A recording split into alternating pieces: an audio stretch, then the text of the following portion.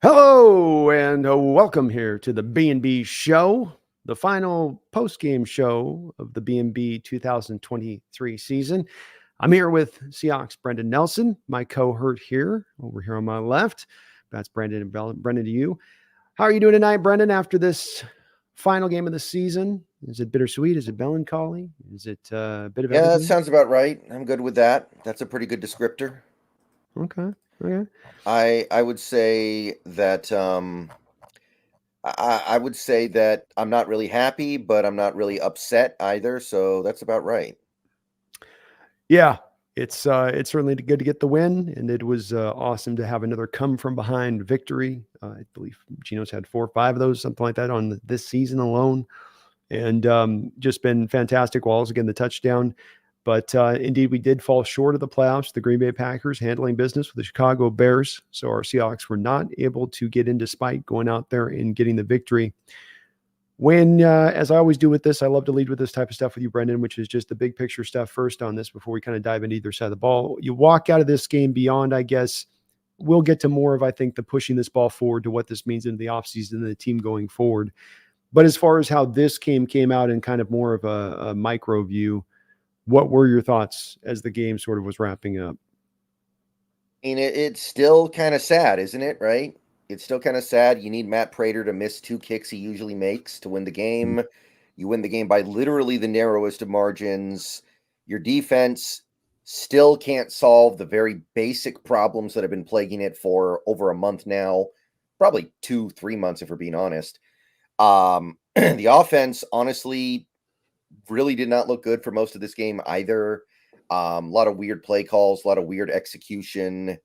So, I mean, you're coming out of this game thinking, well, we won, but you're also aware of the fact that the win did not mean that much. And it also didn't exactly instill confidence that things are headed in the right direction going forward. So, I mean, I came out of this game just kind of feeling like, well, that's a win. And I do like winning. I like winning better than losing. I'm not somebody who thinks that, oh, just because this game didn't matter for the playoffs, we should just throw it away and intentionally lose. I don't do that. I'm not a fan of that. I don't get into Mm, that stuff. yeah. But you got to look at this game and go and conclude that there's still just a lot of work to be done. And I think that there are some player problems on this team, but I'm seeing just more organizational stuff than I am player stuff, to be perfectly honest. Yeah, I'm in a bit of the same camp on this where I backtrack it in a different way than some others, or like we do, but others don't necessarily, to a different specific place on this. So fair to say, by your outlook on this game, then they won the game, but it was really on the back of still utilizing old, tried and true methods on either side of the ball from what we've seen, at least just this season. There were some things the offense did in this game that I liked. We used the middle of the field a little bit more. We were using some tight ends pretty good in this game. I thought that the interior offensive line played a better game than we're used to, but that's a very low bar to clear. So there were some things with the offense that I liked a little bit better, but these are baby steps in a situation where you really could just be taking big steps and you're choosing not to. Yeah, I agree. It still seems like you're sort of flirting with the middle of the field, kind of like footsies underneath the table, Brendan. You're not out there holding hands, you're not kissing, just kind of just playing footsies with it. Well, maybe we'll just do a little middle of the field. I don't know, maybe a little bit. Um, well, let's start out, I guess, when we look at both sides of the ball here. Let's start out with the good before we've got to get to some of, I think, the bad. I mean, on the final results, they didn't allow a lot of points, but I think your assessment of the defense was pretty accurate to my eyes, and your assessment situation is what I'm seeing as well here, where this was a game where can't stop the run, still can't tackle. Comes to the offense stuttering and not able to find its footing until it kind of finally does. But outside of getting a little bit of running attack going, the passing attack was weird. Waldron's calling sometimes weird predictability. I think they love the 2nd and 10 runs. I don't know what that is, but if it's 2nd and 10 or further, 2nd and 9 or further, it's going to be a run on 2nd down. It's like almost guaranteed. You can call the thing out. Defensively, it was still a lot of dropping back into those zones. And then again, just like they can run on you all day. All what we saw with the Raiders last year, Panthers last year, we've seen a couple of times already this season play itself out. So it was a little bit of, to me, of the script was the same. You did come out with the win. You do have obviously more talent. And like you said, you did need their kicker to miss 2 kicks in order for this to happen. And luckily he did so. So it was a good win to finish off the year in that respect, but It didn't necessarily come by a different tone. Offensively, this is a game that's a tough one for me to figure out a little bit with. You do try to start to feature in some DK Metcalf early, a little bit weirdly. A lot of batted down passes with Geno. There were some rushing lanes open up at times for Kenneth Walker, but still he was kind of having to do a lot there at times on his own. It was kind of a mixed bag. Who stood out to you offensively as we come out of this game, sort of first and foremost? Offensively, well, I guess you would say Ken Walker. I was very impressed with him. I thought he did a lot with a little. I know his numbers are not as good as they were last year, but to me, he looks better than he did last year. Mm-hmm. I'm continually impressed with what I see with Ken Walker, and I'm really excited about the next couple years with him. So that I think was good. And Charbonnet, actually, I think Charbonnet played a good game. He made a couple catches on the game-winning drive. He ran the ball effectively a couple times there. I would say that, of course, you got to throw in Will Dissly. He had his best game of the year by far, actually, I think. I don't even think it's a debate, which is an indictment on the season he's had, but it was a good game for sure, and it was good to see. It may very well be the last game he ever plays as a Seahawk, so it's kind of cool he got to go do something. I have a real strong take, by the way, that the team is not cutting Disley unless a new coach is coming in here. I of all the cut candidates that are mentioned, I don't think he finished top 17 by PFF in his grade But overall. we barely play him. But you're losing 2 tight ends this offseason that you're not going to have next year. Yeah, but why would you not play him unless his body is breaking down? I really feel like his body's breaking down, and You're paying Noah Fant more. yeah, but Fant's gone after the year. Like Fant is gone after the year, but I think they also liked a little bit more in the potential, I think, of pass catching and what they had in Parkinson. But I'm just saying on what he brings you next year on a 1-year deal remaining. It's not multiple years after that's that last year of the deal. There is some savings you can have. There's dead money that's going to come with it. And there's a lot of other players we're probably going to be carrying dead money with. But then you have a position now you're removing down to zero that you have to now go and replenish all the way through. So you clear that cap space, but then you're just going to have to go turn around and go find something else. And when he's out there, he's still doing well in all different facets of the game. He may not be utilized a lot. They may be putting other guys out there. They committed to Noah Fant out there. And remember, Brendan, this was also the year where it was going to be more of a drive to the 3 wide receiver sets, which was going to impact, what first and foremost, the tight ends and the amount of snaps they were going to get, because somebody had to have it pull off. You go 3 wide, that's 1 tight end. That 1 tight end is going to be Noah Fant, who's carrying the, 6.5 million, something like that he had this year, somewhere in that neighborhood. So, he becomes the guy that they'll go to first. And that really does remove down opportunities. I'm not saying you're not wrong. There might be some injuries here, but I think he's able to function still through them pretty well, in that he is still going out there and getting this job done when you put him on the field for whatever you're asking him to do. Run, block, pass, protect, catch the ball.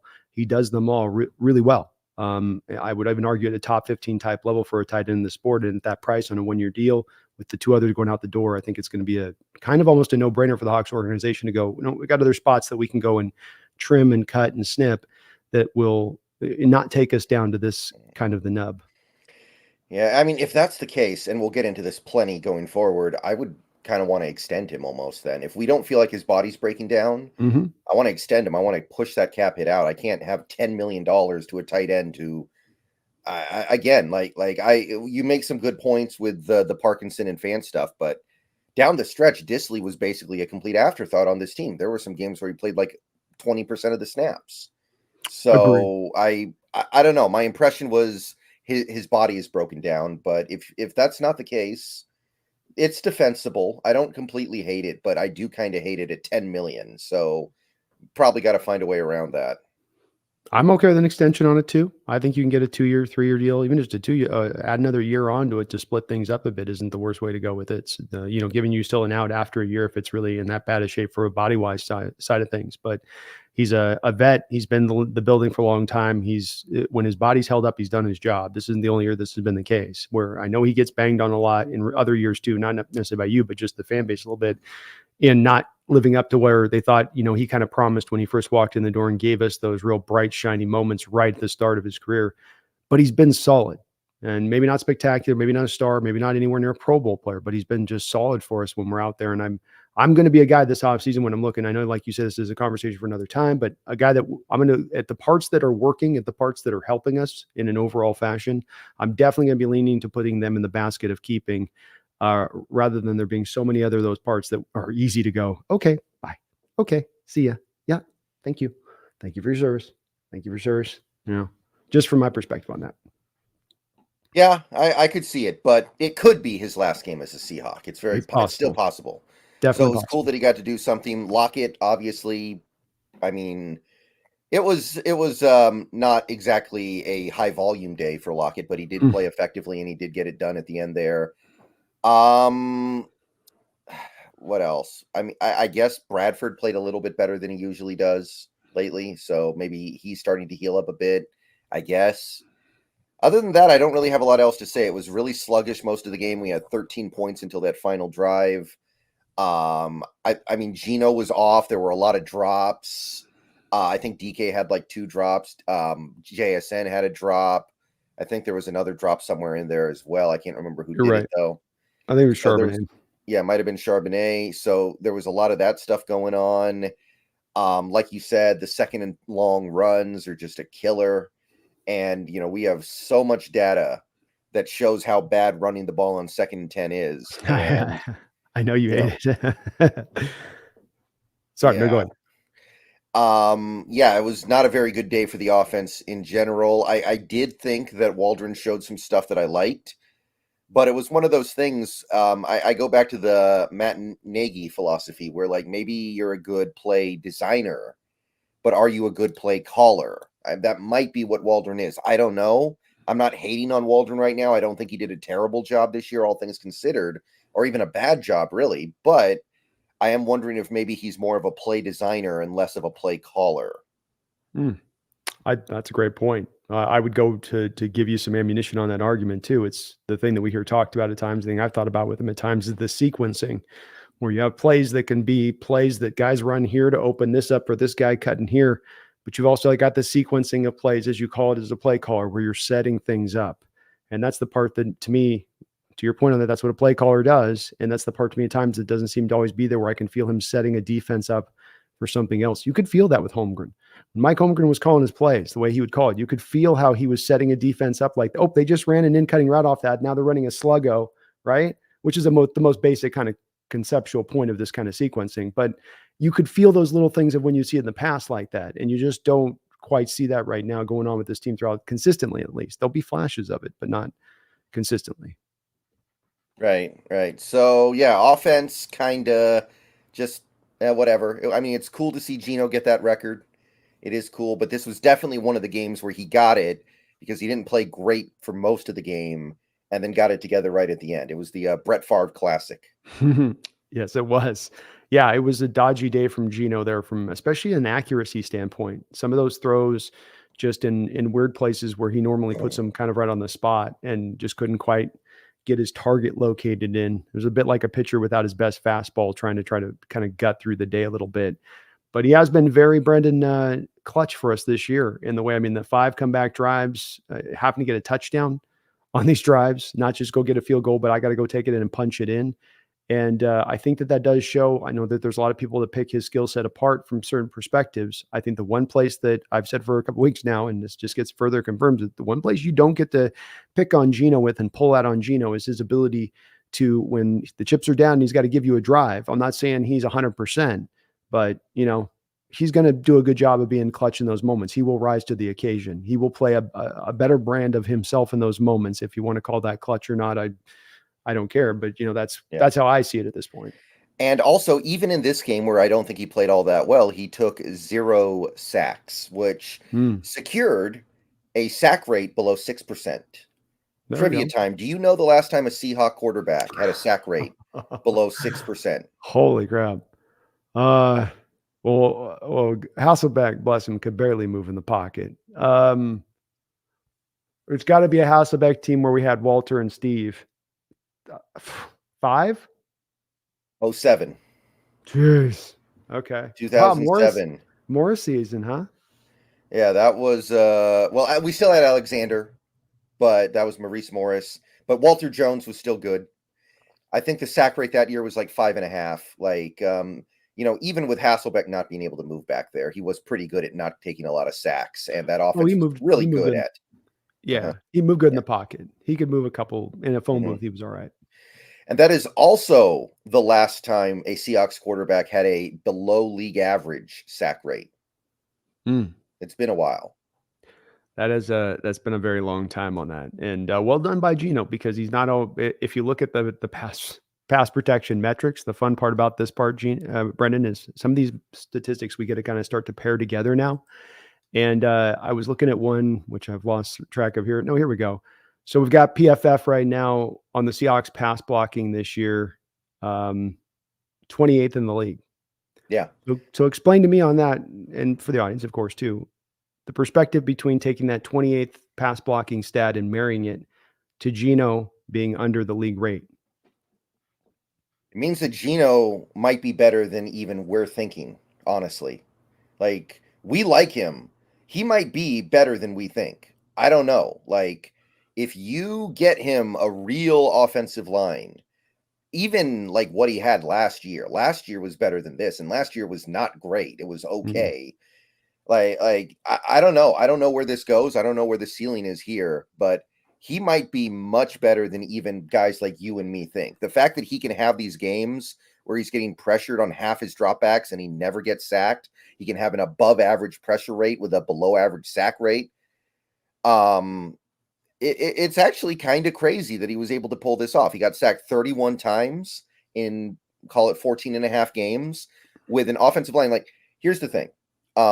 There was a stat that got posted by BNB Baldwin on X, showing the aggregate pass blocking score for every team in the league.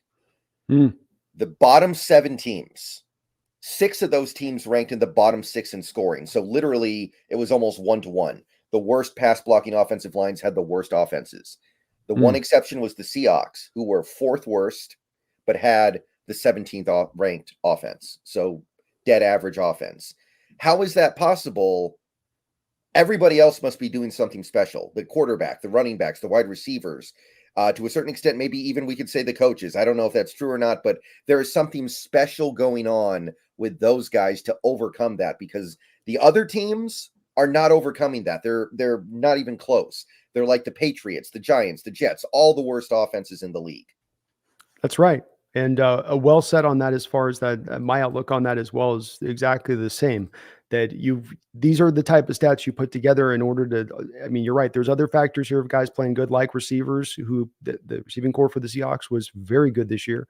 Running backs, they did their job this year as well. But it's also there within that Geno getting around, and especially this comes out to the eye test. It's those moments in Pittsburgh a couple of weeks ago where he's dancing around TJ Watt snap after snap, as you've got Stone Forsythe out there just holding on for dear life to try to get through the rest of the game. And he's got so many of those moments like that, and yet they still do perform. And that this does point to the future, that if you get him that offensive line, there is upside for Geno. There is a top side there for Geno. And it is very hard to simply take those two stats we just put together, 28th in pass protection according to PFF, and then the other stat that you just mentioned there, with his ability to avoid the sacks while still keeping the offense productive. Usually get a quarterback that's under a deluge of pressure, Brendan. Doesn't that tend to be a death knell for an offense in general? I mean, doesn't that tend to be the thing that's good? Your offense going to a run game, you could be a good running team, but if you can't pass protect for a damn, you're DOA, aren't you? Yeah. That's why I pointed that out. The other teams with bottom of the barrel offensive lines in pass blocking are all the worst offenses in the league. New England, Carolina, New York, both New York teams, the Titans and the Steelers. And then you have the Seahawks, who somehow get up to mediocre offense. Probably a little better than that, by the way, because we were actually 12th in points per drive. We just never get the ball because the defense is, well, you know. Your timing's perfect on this. Let me reference that stat you're just talking about in addition to this. The Seahawks finished 12th in points per drive. The Seahawks finished tied for 28th in number of drives. Yes. So that we start to put these numbers together, they mean something. They are not empty stats, and they all come together to tell a story here as to what's going on with the offense and what a guy like Geno was up against this year. Not just pass protection, but how efficient the offense had to be. But these are, I think, great numbers to really kind of pull away from, because the upside of it is there's upside here in this guy. I know many are calling for another quarterback and they're not happy with him and they want somebody else, but these numbers don't tell you this quarterback's bad at the very least. If we can hopefully find a common ground with the anti-Geno folks, they don't tell you that he's bad, and so he comes off this season playing pretty good here, Brendan. Yeah, yeah. And in fact, I mean, when you look at the extraneous numbers here, when you look at some of the context and the nuance with Geno Smith, I think I feel very comfortable saying that he's at minimum a good quarterback, and he might be a little bit more than that. I don't know. Hopefully, we get to find out one of these years. But a lot of people are kind of getting hung up on the fact that his numbers went down from last year to this year. But Hmm. I'm looking at some of this other stuff too, like the fact that his sack rate went way down with a worse offensive line. I'm looking at the fact that his pocket time went down zero point 0.2 seconds from last year to this year. And despite the fact that his pressure rate goes up like 2.5%, his sack rate goes down like 1.5%. Like Hmm. these are things that have to get your attention if you're watching this team from week to week.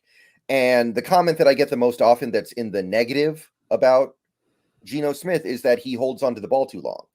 And he takes too many sacks. And I'm like, I think you guys are watching somebody on Twitch stream Madden and you think it's the real NFL season. And maybe in that simulated Madden season, Geno's holding on the ball too long, but it's not happening in real life. It's just not.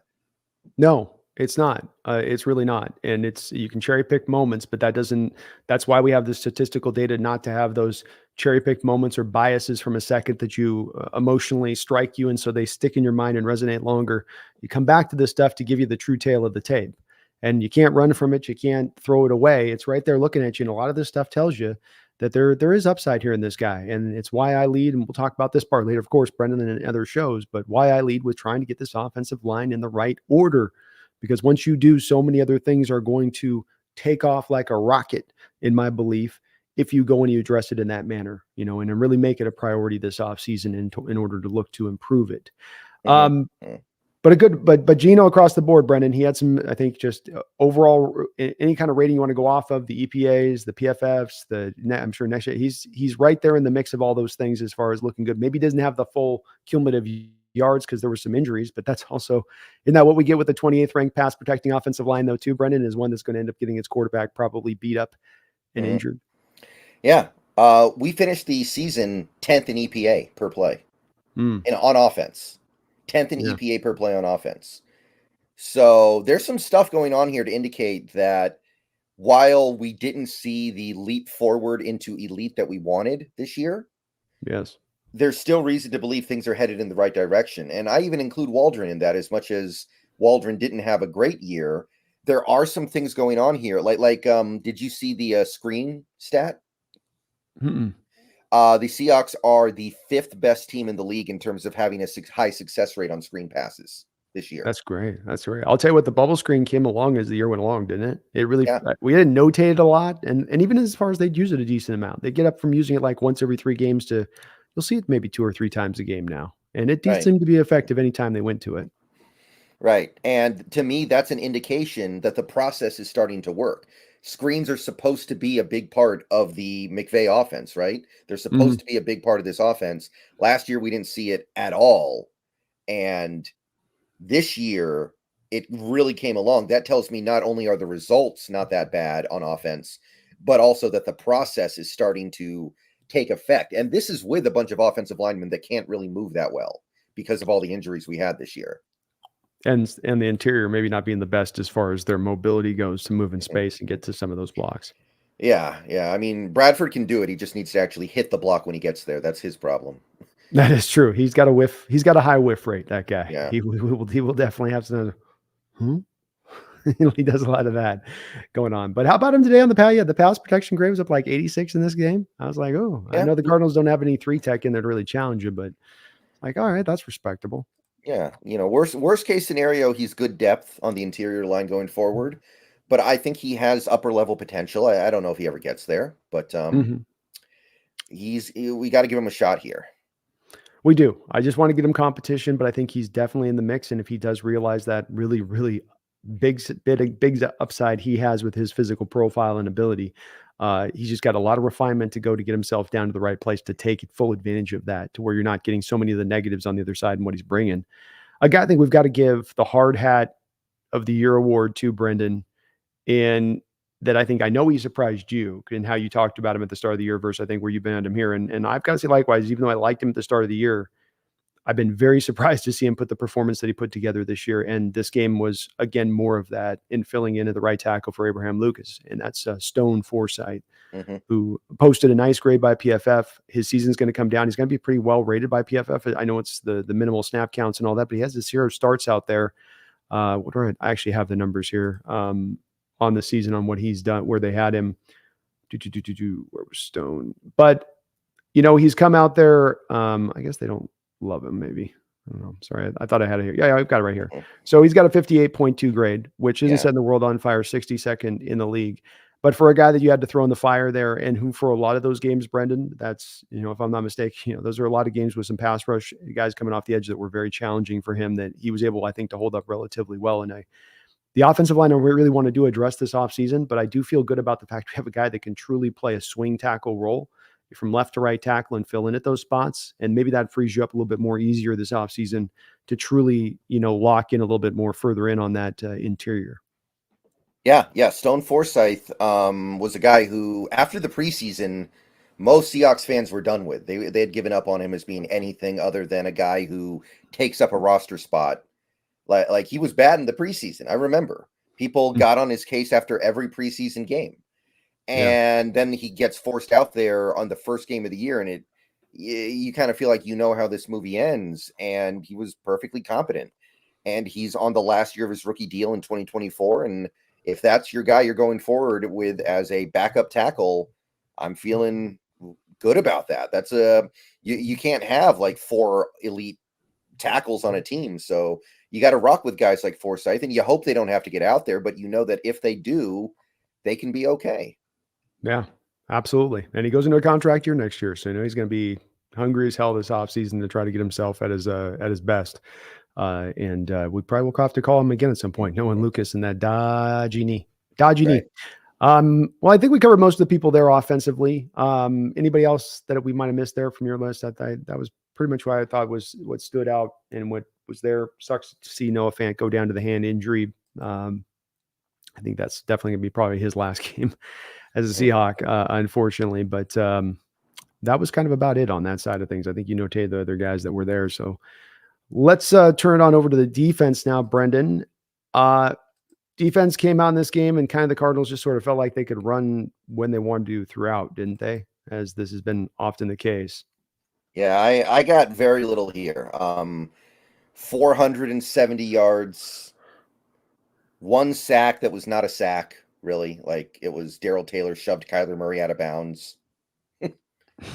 At 2 yards shy of the line of scrimmage on a bootleg. Like, that's not a sack. I don't care what anybody says. That's not a real sack. Yeah. 0 turnovers. I don't know how we held them to 20 points, honestly.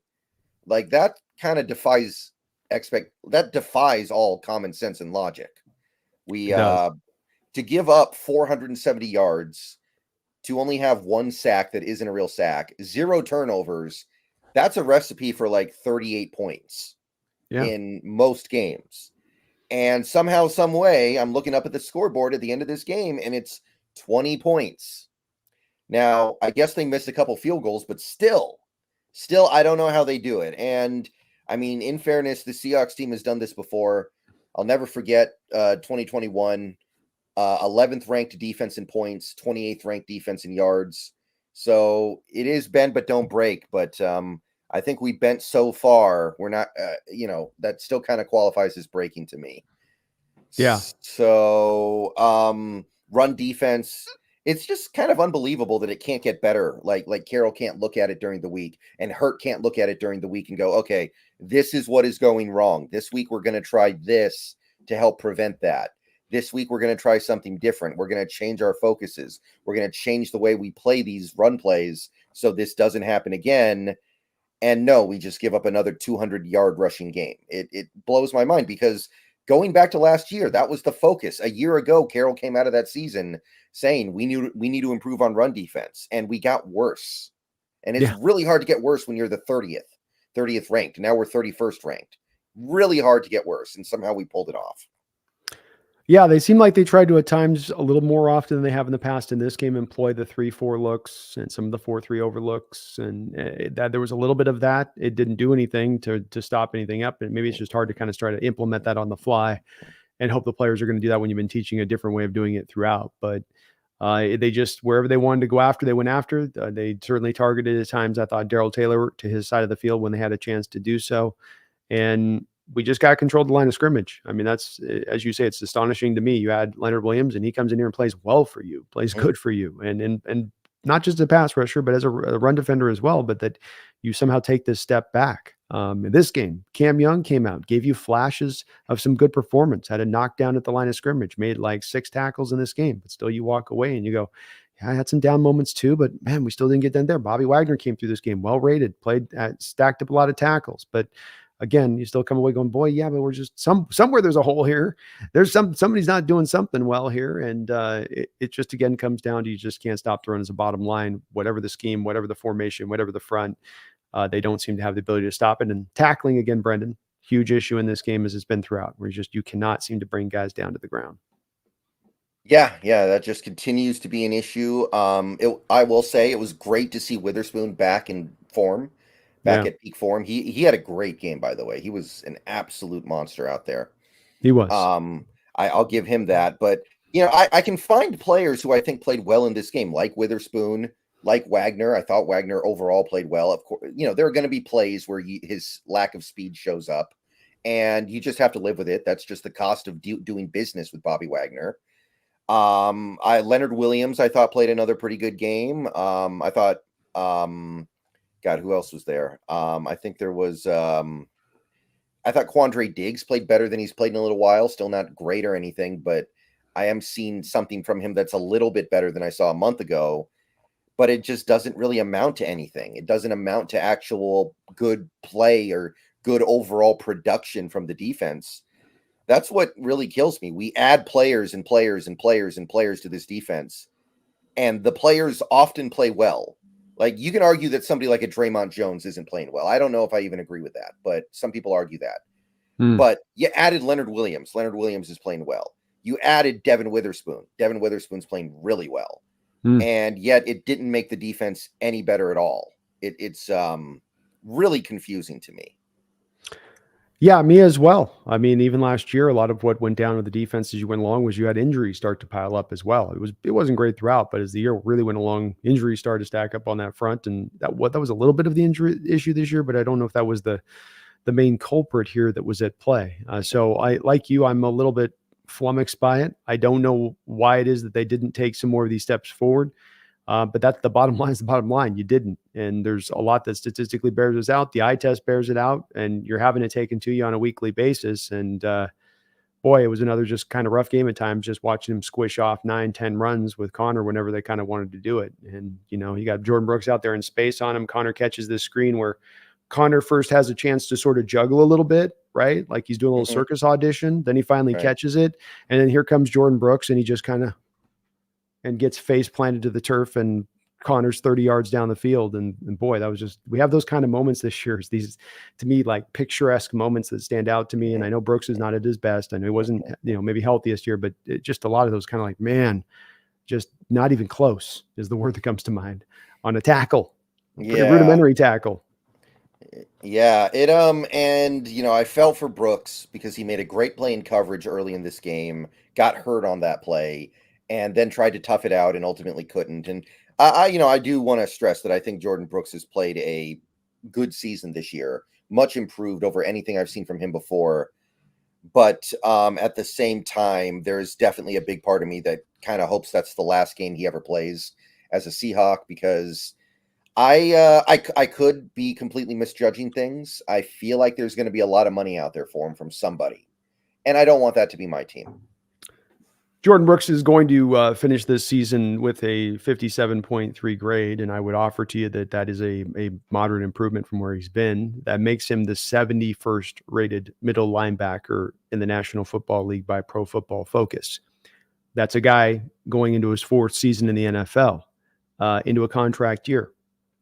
In his 4 seasons, Brendan, he's given up 2,300 yards in coverage, according to PFF. That's a spicy meatball. Okay. Yeah. And I'm with you on this. I know Jordan doesn't, he brings some things to the team. I'm not saying that there isn't some stuff there that he brings in, Mm-mm. but this is just a thing for the price that it's going to cost. You can't step up to this plate if you're Seattle. There's too much other stuff here that shows you that there's a downside to this player. Say nothing of the fact we don't know if he's going to get healthier as he goes forward. That's another risk you're going to have to take with him. And you've made this risk prior with other guys. Might have been dodgy on that situation and ended up biting you in the butt. This is an issue you can avoid. And I know he's kind of a fan favorite a little bit, but man, he cannot play in coverage. It's just, he might give you a splash play here or there, but it's just not who he is on a consistent basis. Yeah, that's going to be an interesting offseason battle because there are some big Jordan Brooks fans out there, Yeah. and I'm proud of him after what he did this year, coming back from that injury, playing probably the best football of his career. But there's got to be a better way to spend that money, unless I'm completely wrong and he's not going to demand like 15 mil, 16 mil, 17 mil a year. I could be completely off for all I know. Is he But working 10? I mean, I'd give him 10. I would be willing to give him like 9 or 10 million a year. I don't mind that. But But for a guy that could be like the worst coverage linebacker in the league, what are we paying for that 10 million? I don't think he was, well, over the last several years he's been that bad. This year I do think he's been better in coverage. His numbers on PFR are way better. They're actually pretty good overall. His coverage numbers improved this year. I think mostly because other teams just pick on Wagner all the time. They're like, "Hey, why would I throw at Brooks who can actually move fast when I know Wagner's over there running with the cement blocks taped to his feet?" Mm-hmm. But there were some signs of improvement from Brooks in coverage, but it's not enough. It's not enough. I would probably be willing to give him 10 and not be too upset about that, but I don't think it's going to be 10. I think it's going to be 15, 16, 17. I do. Yeah. Somebody's going to be like, he's a great athlete. He's a really fast, really talented. He's still relatively young. He heals quickly. We can say that, right? He bounces back from every injury and gets right back out on the field. Oh, he'll show up every week for you. I mean, I think that that's something I can definitely put in. Whether he's beat up or not, he'll have a warrior mentality he brings out there. Yeah, absolutely. But And the sacks, don't forget the sacks. That'll catch somebody's eye as well. yeah, actually, absolutely. But I don't know. I wish this draft ended up being a little bit better at linebacker than it ended up being, because it was supposed to be really good. It's not. But I feel like that money can be better spent elsewhere. I really do. Yeah, it's just for me, that's where it lands. And I mean, it's a very moderate improvement for me with him in coverage, at least from where PFF's at with him. 56 receptions on 67 targets, 526 yards, 412 yak yards. That's what stands out Wow. to me with him in coverage, is that it's They not are just, very rough on him then, because PFR is like half that. yeah, and this is the issue at times, I think, with trying to kind of rate a zone defense, is whose responsibility is on this play. Is it Bobby? Is it Jordan's? Is it Bobby? Is it Jordan's? There's a play given up. You got to apply it to somebody. They're both kind of near-ish to the ball. Who had more of the responsibility? And that's guesswork a little bit when it comes, I think, to rating that stuff. Nonetheless, to my eye test on it, I saw splashy plays this year that were missing from other years. You would not get splashy plays in coverage, right? Remember that final season with him in Texas Tech where he had 80 dropbacks and not one play in coverage? That was a little bit of what you got with him in the first couple of years in Seattle. But then there were some plays here that he was making this year, but there still is those numbers to me that I see that match my eye test on it, which is, that's what I'm seeing from him still. He is still giving up those plays in coverage. He is still getting like that play out there in this game where it's not only a matter of you just giving up the catch. And that was a screen pass. That's not him giving up a catch. That's just an easy completed ball. But then you're letting that ball carrier completed and get up the field. You're having a hard time of tackling then that guy in space, rallying up to him, showing how you're not even close to make the play. That's part of what that yak stuff says to me, is that not only do you allow the reception there in the zone, but you're not even close enough after the catch to get over there to then go make the play. And then that's kind of the double indictment to me a little bit with him in coverage on that side of it. Mm-hmm. Also not really looking like they should be back next year necessarily based on this game. Devin Bush, when he had to come in for Brooks, didn't see too much, and he kind of lost his mind at one point in this game as well, a little bit. Not great. Yeah. Hit me. Yeah. So I don't know what's going on there, but we might be refreshing the whole linebacker room this offseason, and I guess that's okay. Not going to be against it. I kind of feel like Wagner comes back because he's not going to cost that much, and it's going to be a short-term deal, but I don't know. I don't know. There are a lot of people out there who swear Wagner's just an awful football player now. I have a hard time seeing it. Like I've the crazy thing is, like, you know how PFF does the run defense grade. Yeah. And then I did some deep diving into how they got to that number, and everything just kind of lines up. It's like his average depth of tackle is really good. His number of plays made as a percentage of total run plays when he's on the field is really good. His stop rate is really good. His total number of stops is really good. It's all there. Mm-hmm. And yet our run defense is still this bad. So I don't think it's Wagner's fault that we're in this situation with the run defense. So I'm cool with bringing him back, but that's obviously going to be a short-term solution. Yeah, I think so. It's a 1-year deal. You take it at a time. He showed you this last year. He's not looking to, bust the bank. And so you would be able to bring him back on a team-friendly deal. Is he a guy that gives you all aspects in the way he plays? No, Brendan. But the one thing that's nice about bringing Bobby back is he holds down a position, so then you can address the will. You can address down on the defensive line. You can address the offensive line. You can go find your extra other tight end that you're going to need to go look for, and maybe the safety position. It takes one thing off the board for not as much of a cost. And that's where and on a short-term deal at that. And that's where I can completely sign up for it. I also don't get the part of why he's so good on that depth of tackle is his ability to still slip blocks and get around those second level guys that go on. And if you do lock in on the tape with him, he has a still very good ability to wind his way off those blocks when there are so many middle linebackers in this sport that it's like they have glue on them. When those linemen get on him, they're stuck. They can't get off. In fact, Jordan Brooks can be sometimes one of those guys. But that's not, Bobby's got that in his bag, and he still called upon it a lot this year. I mentioned you, I saw it even on when they were doing the mic'd up of Bobby against the Browns, and he was having a really good, the Browns lineman, Wyatt Teller or something. They had a really good lineman there trying to get down on blocking him. And he was saying to Bobby's like, man, I can't get my hands on you. I cannot get you blocked. And that's why he's so good in the run game. The instincts, the ability to slide off the blocks. It's not about the speed and the quickness. It's about those instincts and that pairing together. Mm-hmm. Right.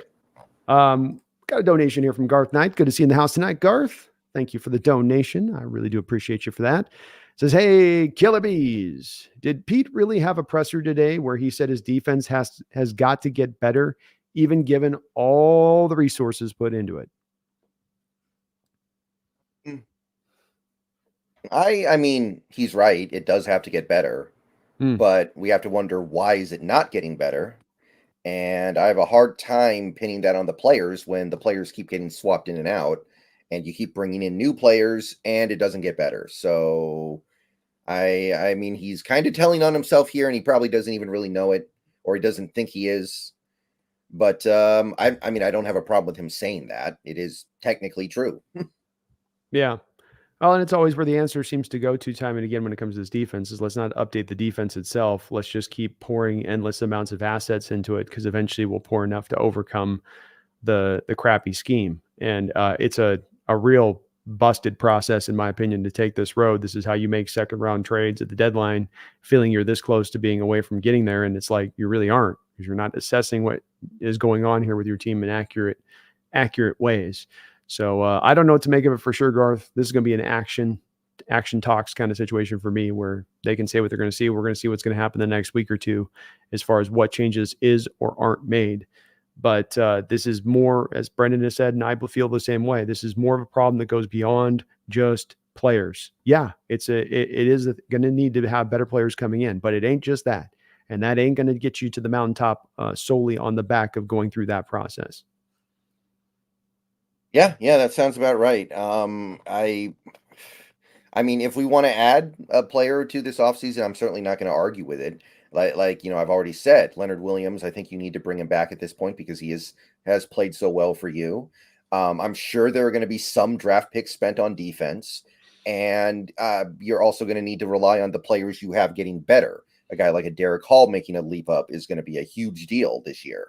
Mm-hmm. But yeah, I don't believe it's going to be enough by itself to produce a great defense. Maybe it'll be average, but with the way we do things around here right now, I don't see it ever being good. Now, if we bring in a Wink Martindale or a Brandon Staley defensive coordinator, I might reevaluate that at least a little bit. But as of right now, I just don't believe anything we do is going to actually make it good. Can you imagine Coach Carroll handing Wink Martindale the keys to the house? It's like a Hmm. parents leaving for a vacation, and they're leaving it to the wild child kid. They know he's going to have a party. They know he's going to tear that house up. I cannot imagine that a more just. I would never put those two together as a pairing ever. Hmm. But you never know, man. Maybe that'd be wild. Right. But yeah, even somebody who isn't that wild, like a Brandon Staley, if you brought in Yeah. somebody who's like, had a track record of great success and has even like Staley's gotten to the point where he was even a head coach for a while. He was a bad one, but Mhm. he was a good DC. He had a great year as a defensive coordinator before getting the head coaching job. So if you True. do something like that, I'll be like, okay, this I could kind of see this working. I'm willing to hear this one out at least, but if it's going to be another, because I do think Clint Hurt's going to get fired for whatever it's worth. I don't see Oh, how he really? doesn't. I don't see how he doesn't. Mm. But if it's another in-house hire, I'm not gonna be excited about that. Yeah, I don't know. I mean, he's gone through all the possible in-houses he's got to go through at this point. I don't know if he's was he going to say, we're going to get Aaron Curry back over here.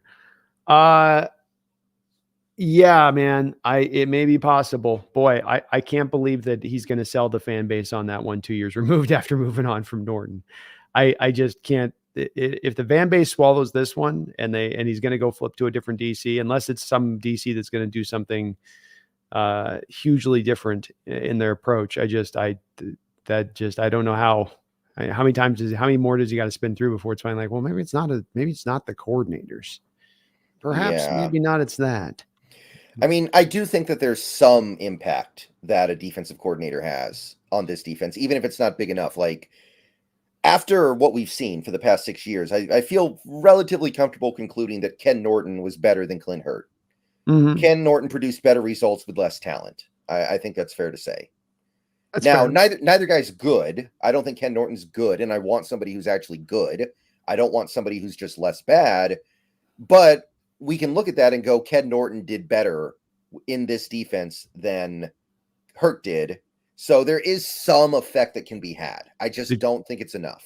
did Chris Richard do better than Ken Norton? Well, Richard was only here the 1 year. That was the year everybody got hurt. So he's really hard to judge.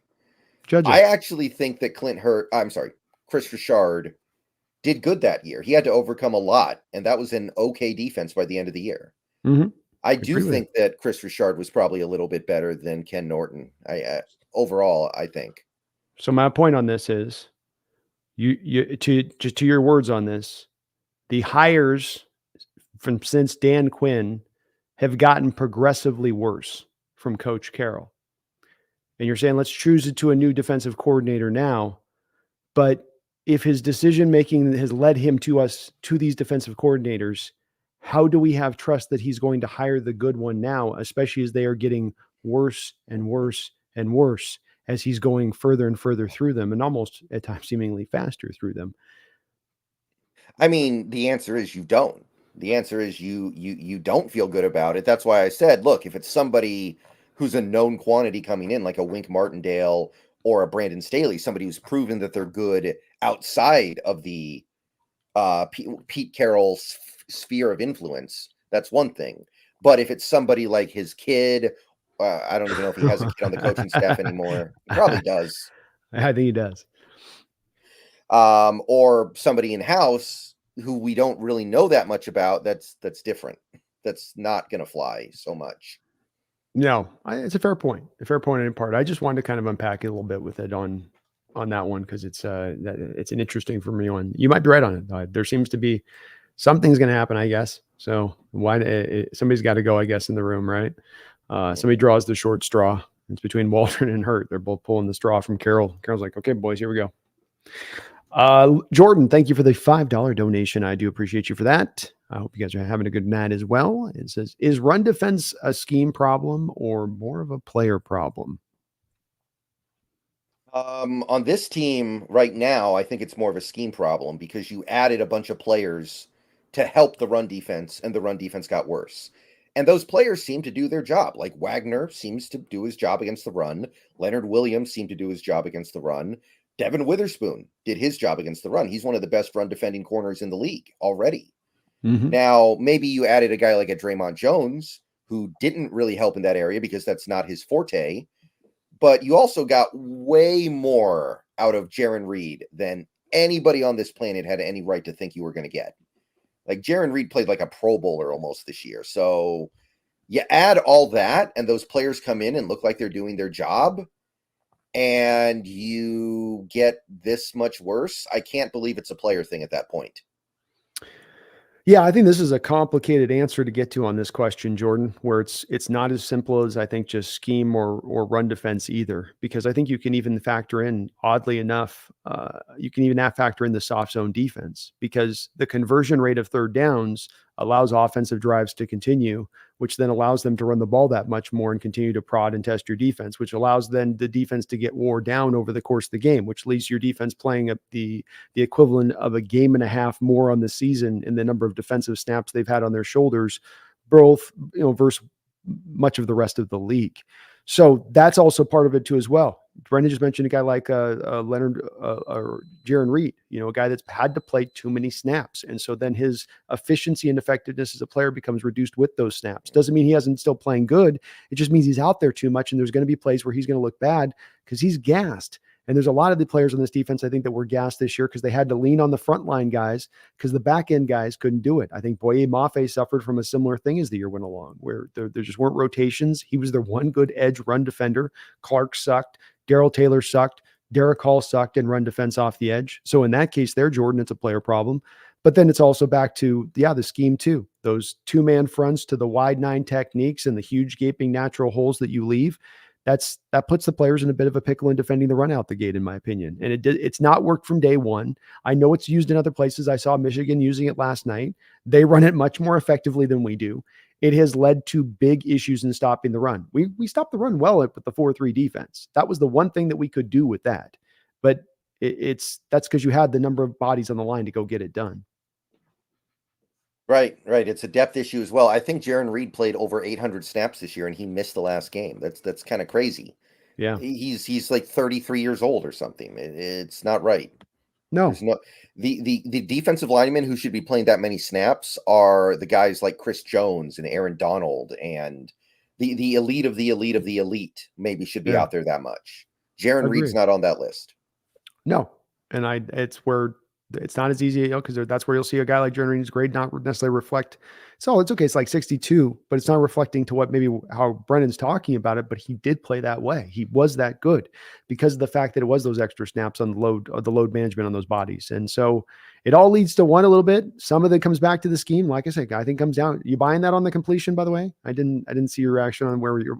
Do you think that also could lead to some of this? Is the nature of how you allow those third down conversions to occur so readily, game in and game out?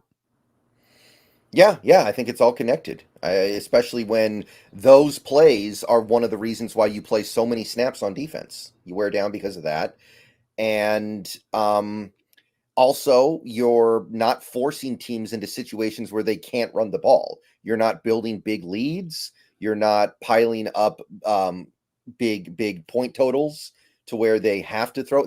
You're not forcing turnovers. You're not forcing like second and long, third and long situations. Mm-hmm. So there's a lot of reasons why things are the way they are. Yeah, I agree. Thank you though, Jordan. I appreciate you for that donation. Coded Ad, thank you for the $7 donation. Appreciate you for that as well. No message in your super chat, but thank you for your super chat nonetheless. I do appreciate you. Thank you, Coded Ad. Hoxo with a $2 don't know. Says Nate Carroll, future Seahawks defensive coordinator. You wake up tomorrow, Brendan. You open your paper. I know you don't read a paper. This is better, though. It doesn't work as well with you turn on the button on the computer. It's more theatrical when you open the paper, okay? You open your paper. You're sliding through the section, looking at, your sports section you're on. You got the flip on the first page. Nate Carroll announced as the next defensive coordinator in place of Clint Hurt. What is your first reaction? Well, I'm definitely taking a big sip of coffee right as I'm looking at it, Yeah. And one of those ones with a heavy slurp. Mm-hmm. Right. I mean, I would be very confused because Nate Carroll's a wide receiver coach. That would be very strange. That would I be, forgot that was his expertise. yeah, that would be like Juan Castillo going from offensive line coach to defensive coordinator for the Yeah. Eagles Yeah. and doing the job you would expect him to do. Um, yeah, there's no rule against a coach having a son on his staff like that, I guess, right? Because Shanahan did it, right? Shanahan's done it. Belichick's done it. Yeah, Belichick's done it too, right? Steve Belichick, the mullet guy. I remember He's him. got, yeah, they go to him on the side. He does make some weird faces. I don't know if you've watched him a couple times, but he gets into it. he's Mhm. he's living it there in the moment. Yeah, I mean, at that point, God, I mean, at that point, you just have to concede that there's no point in getting excited about anything ever until there's regime is out. It's like when Caligula, I know he didn't actually do this, but named his horse a senator. He Mm-hmm. didn't actually do that. That's actually an urban myth. But the point is the same. Yeah, I would Yeah. feel the same way. There's no, I think, Hawkso, you touched on the one move that could get me to throwing up my hands in most complete, utter disgust, and that would be one that would do so on that. Yeah, Yeah. Yeah. that Yeah. Yeah. By the way, what Caligula said was, my horse could be a better senator than you. He did not actually make his horse a senator. Just putting that out there. People get confused Sure. about that one. Oh yeah, I love those. I love those myths, man. They still, if the point's true, it's still true, right? If the lesson Mhm. within it is still true, doesn't matter whether it's a real or fake on that one. Um, Well, defensively, I think we touched on most of the guys that I think played pretty well in this game. Like you said, Devin Witherspoon played well. He had that hell of a tackle there on Connor in the open field where he picked Mhm. him up and threw him down and got on Kyler Murray in the open field, showing some of that twitchiness, twitch on twitch, as I called it on the live stream there as it was going down. But I think the guys that you touched on were pretty much who played pretty well in this game, and the guys that played bad on the downside, again, Daryl Taylor. I think that I know you want to Mhm. bring him back for that $2 million, man. But I look at this game across the board, man. 44 defensive score, 43 run defense, 31 tackling, 59 as a pass rush, which is supposed to be his forte, 46 in coverage on 41 snaps. I still struggle again to think that, man, is Levi Bell not able to pull that? Could Levi Bell not give us what Daryl Taylor's given us this year from the position if you had to bring him out and have him play? I'm really annoyed we let Tyreek Smith get away right now. I got to be honest. I think we Mm, blew that because we could have promoted him instead of getting Frank Clark. yeah. Hard Like, to see. that's annoying right now. Yeah. Mhm. And he wouldn't have played worse than Frank. I mean, Frank was their worst graded player this year on your team, I think. Yeah. And then you could be looking at him as the Taylor replacement next year. You could say, like, okay, we're going to save a little bit of money. We're going to let Taylor go. Tyreek Smith is edge 4. We're getting Nwosu back. Hall's going to get better. Mafe might get better. We're feeling good. Yeah. But as it stands, with all the other things we need to do this offseason, I don't know if finding an edge player better than Daryl Taylor can be on that list. Like, I know he's not good, but I also don't believe that any random person you pick up is automatically just going to be better than him. So Mhm. I don't know. I don't really care either way, but I do suspect we're going to bring him back for that 2 million, and I'm not going to be angry about it if that happens. Yeah, I won't get in too much. It's just we can't rely on him. I don't think at this point. He's the player he is. He's gotten a lot of chances here to show off what he can bring to the table. And this year, even he was not the pass rusher he's been even in the past, which was definitely a lot of up and down inconsistency in that part. But as a run defender, he gets attacked, and he gets attacked where teams are targeting the hell out of him and where they're going to go at. And especially if they've got guys like Connor or Najee Harris, it's coming downhill at him and testing his ability to set the edge, get off the block, come make the tackle. And in all three of those realms, he'll often be failing on the player, and you'll end up with this just huge gaping wide hole right over there off of his edge. It's tough to watch sometimes out there where you can see them just going after him and there's nothing he can do. He's trying hard, but I just don't think there's anything he can do about it. He just doesn't have, as I say, enough sand in the pants, Brendan. Pull it off. Yeah. Well, I don't think there was anything else notable there. I thought Tariq Woolen had kind of a okay game out there at the edge. Yeah, the touchdown wasn't fair. I can't put that on him, but he was just kind of whatever. He had one play where he set the edge against Kyler really well. Mhm. but he also had that one play where he didn't help out in the tackle pile and Yeah. allowed I think it was Big run. Connor to push the Yeah. pile. Yeah. Well, no, he broke through the big Connor run where he's coming through. Hmm. Woolen's got a chance to come in there and wrap him up, and he does that whole just bounce off and fall to the turf thing. And that was the touchdown run that Connor had there at one point in the game. I forget when it Okay, was. right. So, I mean, I I see some Seahawks fans kind of giving up on Woolen. I don't think I'm anywhere near there yet. This guy has a chance to get much better in this area, and he's even in a year like this, which was a down year, he was phenomenal in coverage. His coverage metrics are still great. I know PFF didn't love it, but PFR loved him. If you were to be offered a late first round pick for Tariq Woolen, Not in this draft. I don't think that area of the draft is super appealing to me. I okay, don't think so. okay, I think there's probably like 20 true first rounders in this draft, ooh, okay, I think that's but fair. we're gonna have to dive into that a little bit more. These NIL deals really kill the draft because so many guys stay back because they can. Hmm. You're getting a little overflow too from last year, but I don't think we have the star power to your point this year in this draft. I mean, I've got like as it stands, I think 8 or 9 real. You mentioned first round. I go blue chip first round, but your star potential. I think there's like 9 guys in this draft, so I think you are in a similar realm. But I guess you'd do it if you thought as a coaching staff this guy's not going to tackle. And teams, much like with Taylor over there, I mean, that's what teams did a lot of this year. Is if you had Taylor to one side and you had Tariq Woolen to the other side, and you're running outside zone, you got 2 negative run defenders there onto that side of the field that you can go out there and target. And it may be a thing that they don't trust in him being able to. I think his coverage skills is great. I do. But maybe the tackling is such a detriment that the team just goes, we've got to go to a different spot of it and get somebody out here who can, get in there and actually get that job done there as well. Yeah, I'm just not there yet. I Um, not in this draft. Maybe a different draft. I would, that makes sense. but mhm. I understand. I totally get where you're coming from on it. And I'm not looking to move him necessarily. I just kind of presenting if that possibility, did present itself to you into where you look at and see that for him. Because it's got to get better than tackling. That's going to be a place that they're going to definitely go after in the future, I think, with him at that position, Brendan. Yeah. Matt, thank you for the $5 donation. I appreciate you for that, Matt. Very kind of you. Will Clint Hurt get fired? He's been defensive coordinator in back-to-back seasons where we finished 25th overall in points allowed. I think he will. Yeah. If you listen to Pete's press conference after the game, maybe it was the day after the game. One thing that he kind of came back to was, I should have done a better job helping my coordinators, my other coaches.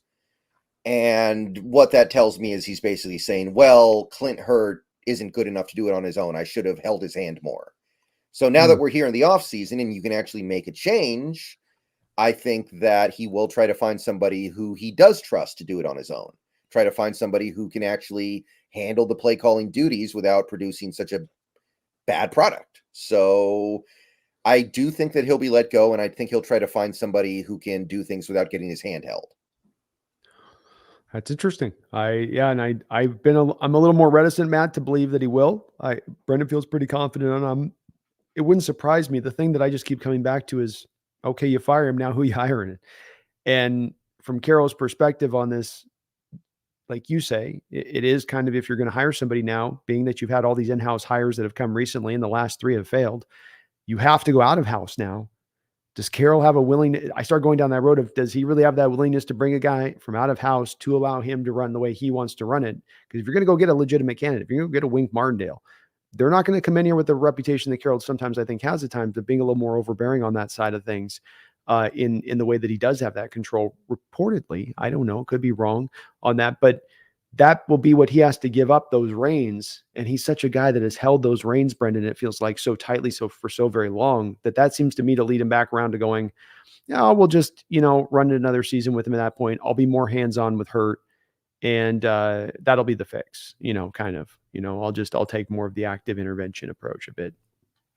I mean, he's already the oldest head coach in the league. I don't think he wants to take on more responsibility than he needs to.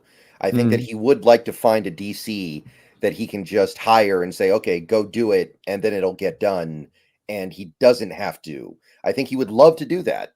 Now, it would have to be somebody who's willing to do things the way Pete wants them to be done, of course. And that guy might be hard to find. I don't know if that's realistic. And I don't know if I necessarily want that personally. But, Right. the bottom line is I would much rather us fire Hurt and bring in somebody like Brandon Staley than some in-house hire I've never heard of before. Yeah, and I mean, I'm not as in on it with Staley as you. I can see the complete intelligence behind doing it, in that he's run the Fangio like scheme, and we have you know um we've he could come in here and kind of fix up our Fangio scheme and have it run right, so to speak. But the thing that stands out to me is that Rams defense didn't miss a beat when he left, and the Chargers defense never got to a right state when he was there. And so how much of it was his impact on that Rams defense and how they played? How much of it was the personnel and how they've drafted and developed players?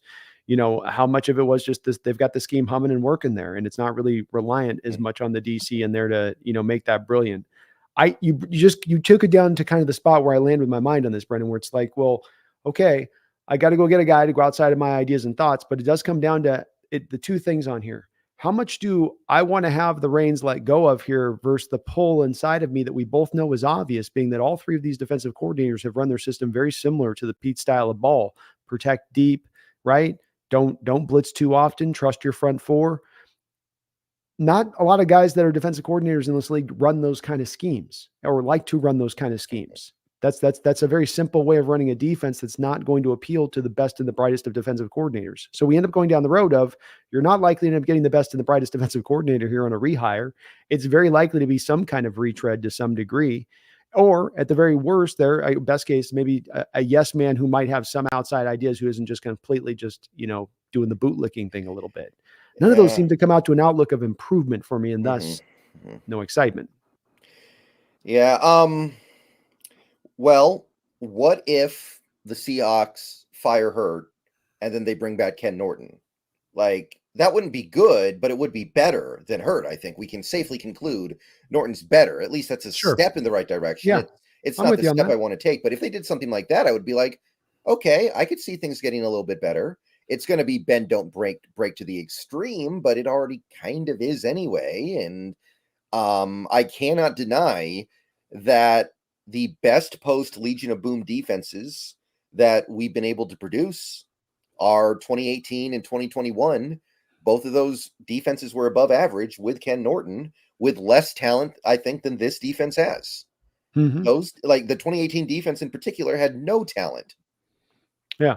So if we fired Hurt and brought in Norton, I wouldn't be super excited, but I would be like, I think that's better than what we have right now, and it will be better because of it. I think it's fair. I mean, that's fair. There's not a lot of great roads you can go down here. You got to pick the one road that is navigable, right?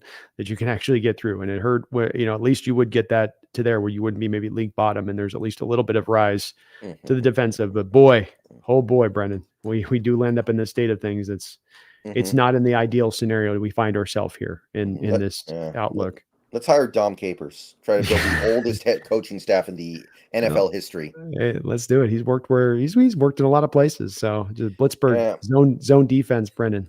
Bring the house. He probably knows more about the 3-4 defense than anyone alive, except for Wade Phillips. Probably.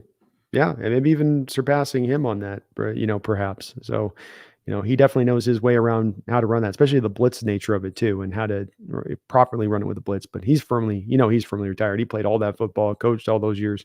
He's got to be like 85 or something like that, I think. He coached till he was really far along.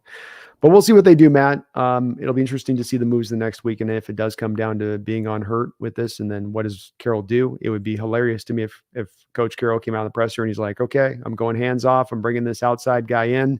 He's going to run the defense. I'm going to head coach. He gets to run it. Here's Wink Martindale.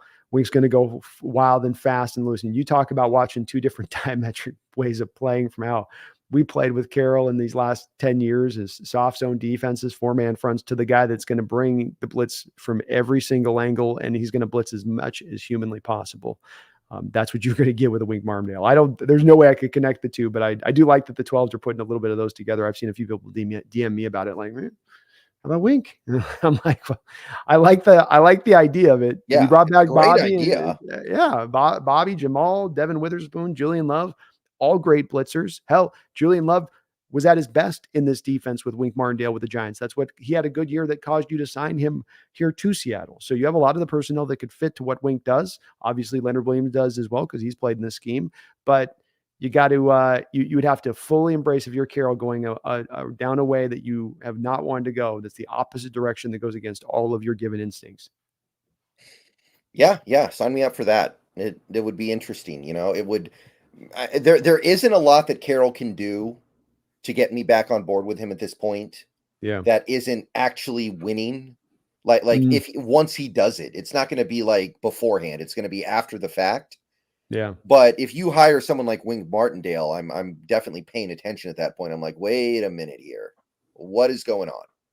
Yeah, I that would be an indication to me that he's like, okay, I've come a little bit to the light. I got to do this. I got to do this a different way, truly a different way. And hey, there's some hope in that. That would be something that would definitely build some optimism in me because that's hard for him to get to that place. I know that would not be an easy road for him to cross, and certainly there's a lot of reason to believe he should, but people don't always do what they should. Liminal, thank you for the $10 donation. I appreciate you for that, Liminal.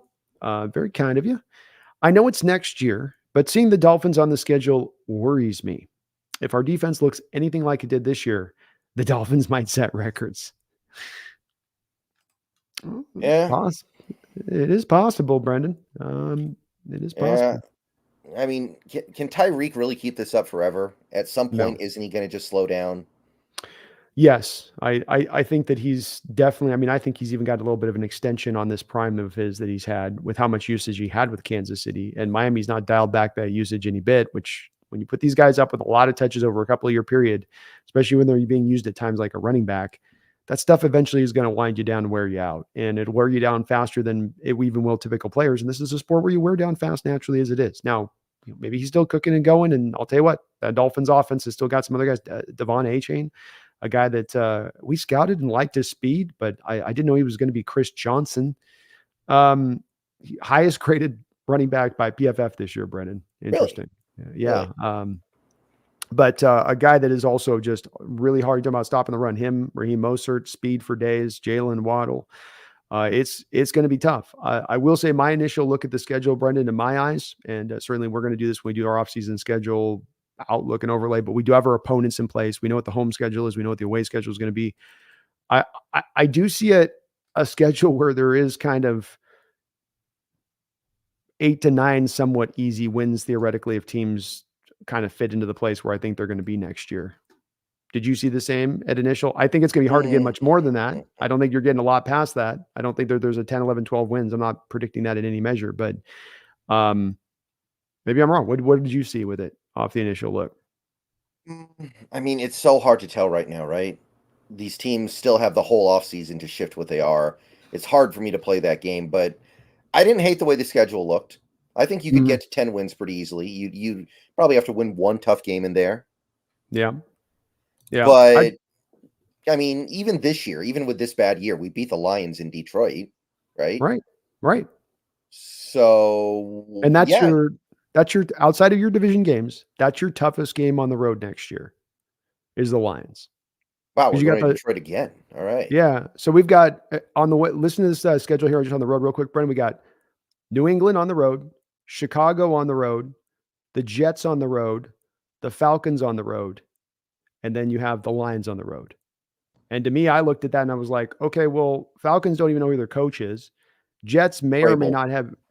Mike Vrabel. Is he going there? Maybe. Slam dunk, home run, punch it in right now, right this second.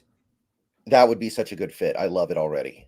I could see it. You're right. Their ability to run the ball and the toughness they probably need brought in there with what he could do. I like that fit for him. I will say this: if Belichick moves on from New England, there's already a lot of fans out there that have been circling the wagons around Vrabel for a couple months there in New England and some of the stuff I've heard talked about. So, but the bottom line point being is New England, they're right now with the season they're coming off of in definitely rebuild mode. Chicago, they may have a rookie quarterback starting for them that next year, most likely to have. As I said, with Jets, is Aaron Rodgers going to be playing you when you play them? At what point in time of the year you do play them? Those are all pretty winnable games on the road for the most part. It's certainly not the daunting schedule of what we had this year at times with what we have, Dallas and Cincinnati at 10 a.m. It looks like on the surface a slightly easier schedule this year. We got to still do the hard work and everything, but it's not looking too bad at the moment. Yeah, I don't mind it. I think I think we had like one of the harder schedules in the league this year. This schedule looks a little more normal, but again, there's plenty of time for things to change, and there's plenty of times for things to shift. Like our division should be tough again. Like that alone makes up a significant portion of your schedule. It does. Yes, I would agree with you there. That part's not going anywhere, away with it. And I don't necessarily look at the schedule first. That's a playoff team right there. But there's just, you looked at it last year with some of those, Eagles, Cowboys, Bengals, Ravens on the road. You just went through it and you go, blah. This one's a little more like, oh, okay. These teams that in some of the states that they're in right now are not, I don't think, going to turn into big dogs overnight. I think we still got some puppies on the schedule next year a little bit. Right. I can get behind that. But thank you, Liminal. And the good news with the Dolphins on that game is we're not having to play it on the road in Miami in like September, where they put us in the dark uniforms and then we're just sweating and guys are breathing heavy and they're running up and down like a track meet all day because we're not used to the humidity and the heat down there. So that part's good. At least it's his home. We're not going to let him throw a 70 spot on us at home. We can't allow that to happen. That's right. Yeah, that's right. I mean, I think we're bend, don't break enough to at least prevent that. We might still get whipped, but we could bend, don't break our way to like 49 points instead. That's right. All right. We'll give up like 9 field goals, but every drive they'll score, it's just a field goal. That's all. That's how that goes. Exactly. Long live the king. Thank you for the $5 donation. And he says, say we didn't make the Russ trade with Denver, and Denver signs Geno, keeps Fant and Locke. We sign Russ to the max contract. Where are both franchises now? Well, I mean, we would be in absolute jail right now. We would be in absolute prison right now because we would have so little young talent that's exciting. Because if we don't do that trade, we don't get Cross, we don't get Mafe, we don't get Witherspoon, and I'll throw Hall in there, even though he hasn't done anything yet. So that is like most of the young talent on this team that people are excited about. I don't think Geno does what he does in Denver the way he did it in Seattle. I think there was a circumstance in Seattle that allowed what happened with Geno to happen. I think that Denver would have just signed him, viewing him as nothing more than a pure backup. So I don't think he gets that opportunity. So I don't think anything good happens there. We wouldn't have any money because Russ would have the max contract, and we already know that Carroll will be even more unwilling to spend money on his offensive line with a quarterback making that much money. So it's not like we're signing people to replace Cross and Lucas, right? That's right. Assuming we don't have those guys, which maybe we have Lucas. Yeah. So I think we are in absolute jail in that situation. The good news is we'd be getting high picks, but we'd be in jail because of the contract.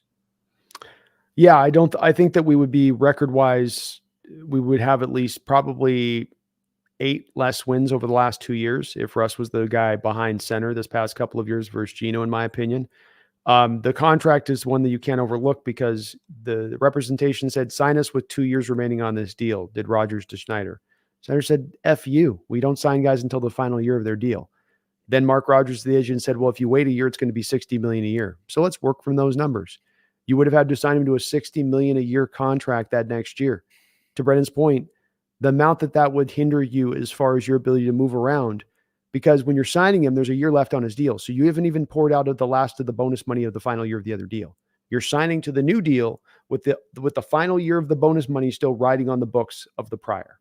And now you have new bonus money hitting. And then you have the base of the year hitting. And now the base, you go low, but there's still now 2 stacks of bonus on either side, meaning there's no way to massage the deal at that point, meaning you're going to have weakness across the board. And like Brendan said, as Carroll showed throughout the Russell Wilson time here, if he's got to find a place that he's got to pull back to sign for the quarterback and pay the QB, that's going to be the offensive line. It's not going to come at the expense of his defense.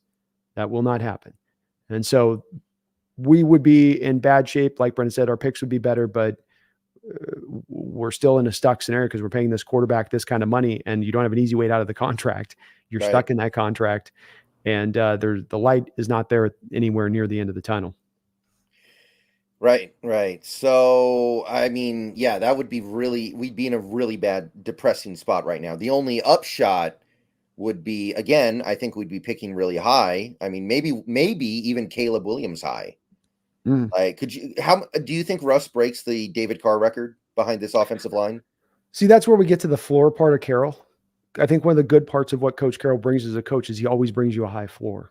So I don't think you get to 2, 3, 4 losses on a season. I think Carroll's a 6-win coach always. He's a 6-win coach in 2011. He's a 6-win, that's one of that. He might also have a limitation on the upside anymore that he can tap into, but I think he gives you with what he creates, at least the upside of the floor. And so I don't think he ever gets below 5, 6 wins at most. And that's what it would have taken to say getting Williams if Drake May, maybe Jaden, maybe.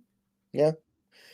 I feel like I actually have this thing. I was looking at it the other night. I feel like QB goes 1, 2, 3. And I wonder if that sparks this avalanche effect where like 6 quarterbacks go in the top 20 or something. Just everyone panics like, oh my God, all the quarterbacks are gone.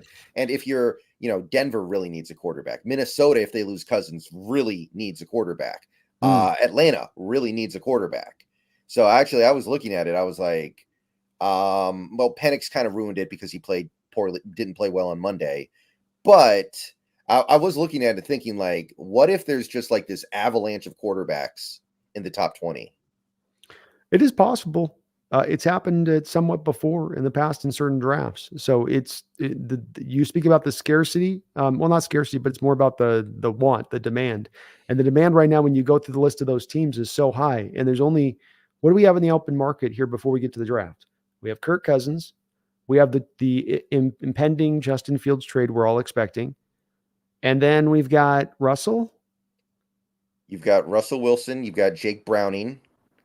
But is somebody going to sign Tannehill. up for? And see, I think on all those 3 guys you just mentioned, I don't think that there's any organization signing up to make them their starter or to look at it like we're good with them as a starter. Let's get a functional backup behind them versus saying, okay, they're our starter, but we still need to go draft a guy.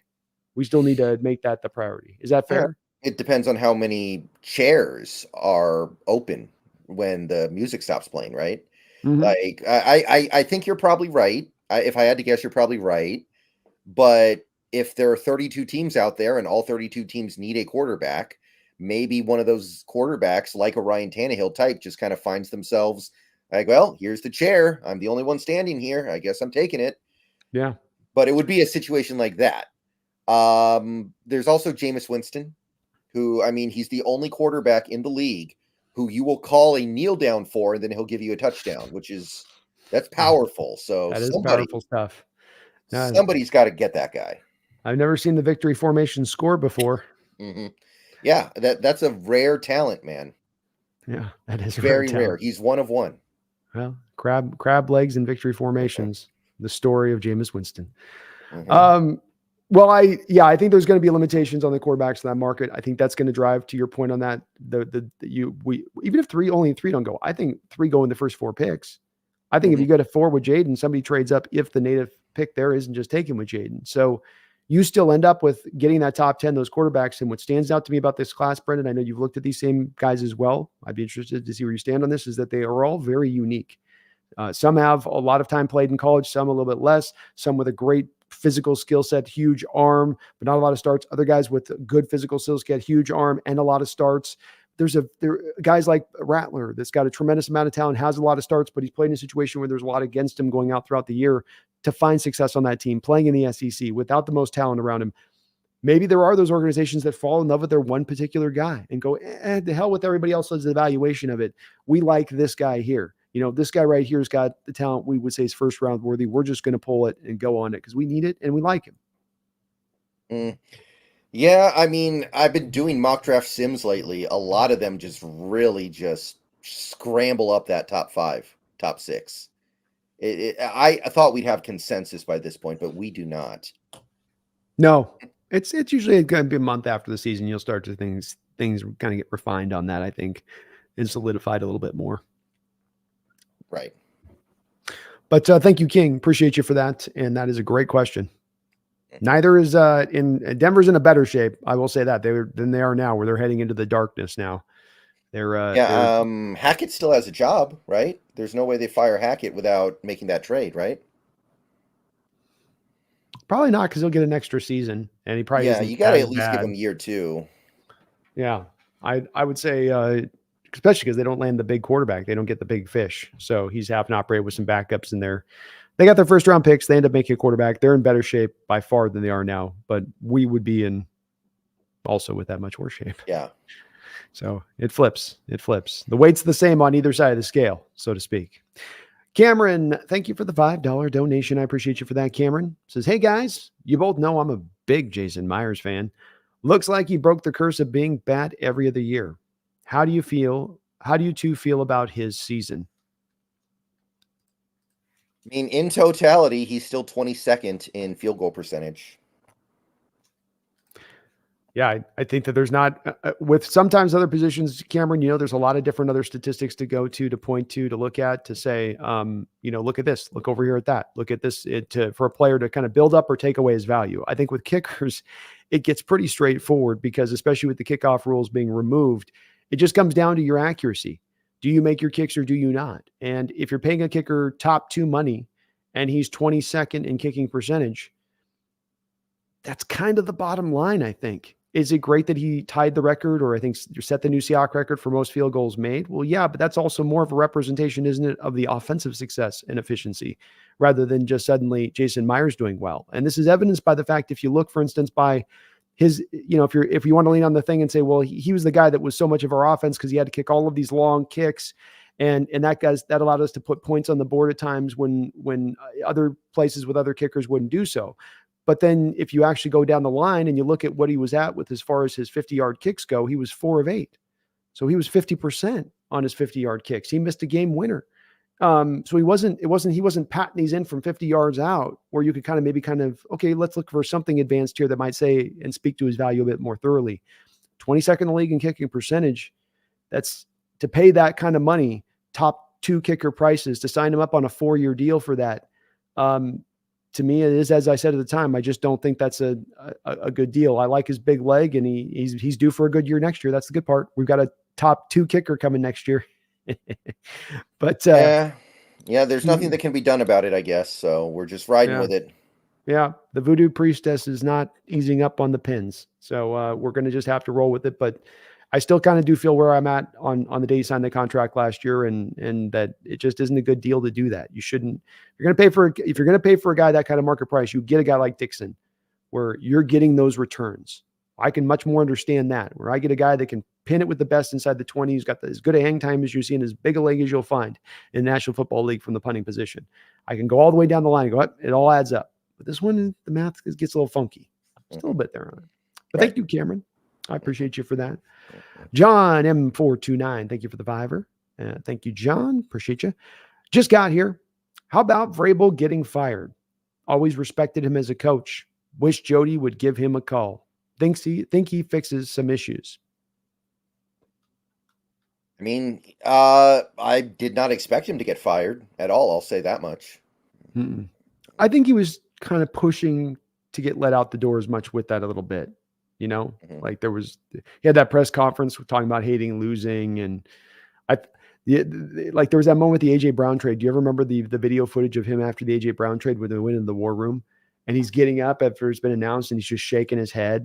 And it's not like subtle. I don't remember that. I believe it happened, but I don't remember it off the top of my head. I just saw it again today, where it was on Twitter flashing up on the feed, and he's sitting there, and it's like you got a flash beneath the thing, and the camera's on him, and he's got kind of the 1,000-yard stare, and then he gets up and stands around, and you just see him just shaking his head, and it just seemed like you heard about some issues with him in house and not feeling some of the stuff the general managers were doing out there and what they were giving him as far as the players go, and So I think he was kind of, if you can have a mutual parting of ways, this kind of felt a little bit like that. But I agree with you, John. I like Mike Vrabel a lot. I think he got the most out of that Tennessee team throughout his time there. I don't think then that's a big measure for me as a coach. Do you maximize your talent? Do you get the most out of him? Do you get him to play hard for you on a weekly basis? And he did. I mean, this is a guy that got this team to, I think, a couple of times a conference championship with Mike Tannehill, with Tannehill at the head of things. And what stood out to me that somebody was saying today as well with him, that Tannehill had, I think, the second highest cap hit in the entire NFL this year on the Titans. Last year, I think it was the second or first highest cap hit in the entire NFL on that cap. And that's what you've given Vrabel. And so many of these coaches, you come back to and you say they failed, but then you look at their quarterback situation and go, yeah, but did they really fail? Or did your general manager kind of screw the pooch in what you gave him as far as the quarterback to go out there and actually find success? Yeah, and in the case of Vrabel, we know that when you give him good quarterback play, he produces. He got the 1 seed 2 years ago with Tannehill, when Tannehill was still not even a great quarterback, a good quarterback. Yeah. He went to the AFC title game 4 years ago with Tannehill at quarterback. Yeah. So it's not even like an Arthur Smith situation where you're like, well, we haven't given him a quarterback yet, but we have no proof that he'll succeed with the quarterback. With Vrabel, you actually have that proof. You do. You really do. And he played hard against us without a lot of guys in his lineup. A lot of guys are out. I mean, he saw that team out there rolling against us. He's going to find another spot. He is a good coach in this league. He's one of the few defensive-minded coaches I think that can make it happen, even with wanting to try to run the ball a heavy amount of the time. He can still make it work because he's one of those rare coaches, Brendan, to me, that can instill toughness into teams where that seems to be a hard thing to do with this generation of football players for some coaches, and getting that toughness in play. How do you get it across to these kids? And he seems to be able to understand how to do it. I like him. And I really like the Atlanta fit, by the way. Still like that. I do too. I think that is definitely, I think, for him, the best fit for future success. But that New England pull is going to probably be pretty heavy there if Belichick goes. They'll probably make a pretty strong run at him at that point. Because if you're going to move on from Belichick, the next hire you make better be splashy, right? Because they're going to be under a load of pressure to produce and produce quick. But thank you, John. I appreciate you for that, man. Mickle Cam, thank you for the $10 donation. It says, I know you remember when Bert Cold influenced the exit of Holmgren back in the day. I know Pete said he expects to be back, but is there any way he can persuade Jody to fire Pete? It's time. Well, to my recollection, the Holmgren thing was kind of mutual. Like, Holmgren knew that things had run its course in Seattle, I feel like. I could be wrong. That could be me misremembering. But to my recollection, Holmgren coached that last year kind of knowing that it was his last year. And I always got the sense he was at peace with that. That's a little different. I do think he was at peace with it. I think that there was some pressure put down. Some of this comes in from the power struggle when you got a Ruskell there and Holmgren casting the shadow he is. And then Holmgren also, I'm sure, looking at the Ruskell situation, the way that he drafted at the time, being Ruskell was the safe guy that wanted all these guys that were Boy Scouts that may not be the most talented.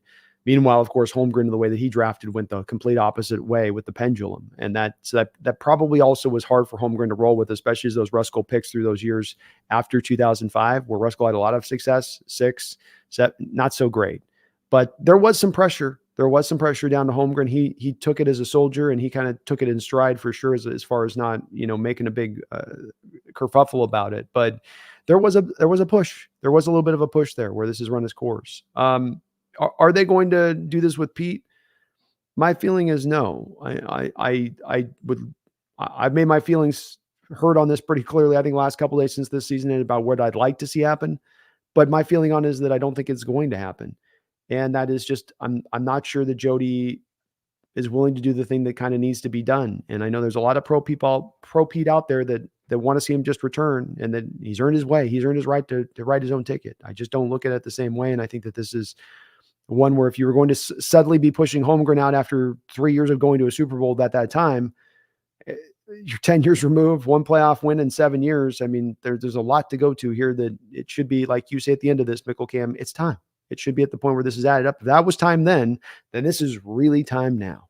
And I guess that's as much as I can say it on that. Correct. You're in the same place? You don't think it's happening, right? I don't think that it's happening. I never really thought it could happen though, so it's not like that's anything different from what I already thought. Yeah. Yeah. Mhm. Agreed. Yeah. We both kind of figured this was going to be maintained and just, keep going. But it's not, does it, whether it should or not, that's a whole different story, Michael Cam. So I'd love to see Burt do that type of deal, but there may be other factors at play here that weren't in play back in '07. Like, for instance, maybe the potentiality of an eventual sale and how that impacts potential coaches who might want to come here and the quality of coaches you could bring in here. It starts to get maybe a little bit more muddled with that point of view brought into play. But thank you, Michael Cam, for the $10 donation. Very kind of you. Taker610, thank you for the $2 donation. Do you guys think CMC and Purdy should share the MVP? I don't like it when that kind of stuff happens. I hate the split MVP. I hate the split finals MVP. Just give it to one person. I don't like the half MVP for one guy and half for the other. Yeah, I'm not really a big fan of it myself either. I like more of just go for the guy, go after it, let it, pick somebody on this that you want to roll with and make your choice. I think McCaffrey is as good a choice as any. I think Lamar Jackson is as good a choice as any. I don't think you can give it to Purdy at this point with some of the play that he had at the end of the year, and he brought back around at the end of the year once he got healthy and stuff a little bit. But for my opinion on this, it's got to go to somebody else. I would do CMC, or I would do probably Lamar Jackson would be my 1-2. Yeah. Maybe Dak is a third. Maybe Dak is a third. Josh Allen fourth, maybe. Josh Allen would be a great. I mean, that's a great suggestion there too. So there's a lot of good guys there that you can kind of point to on this. So, but I can't give it to Brock Purdy. I think he'd be like 7th, 8th on my list, maybe, if I got down to it on that. Yeah. Am I forgetting anybody? Can't really be Tua anymore. He was like running away with it at one point too. Crazy. Yeah. I'm thinking give it to Tua.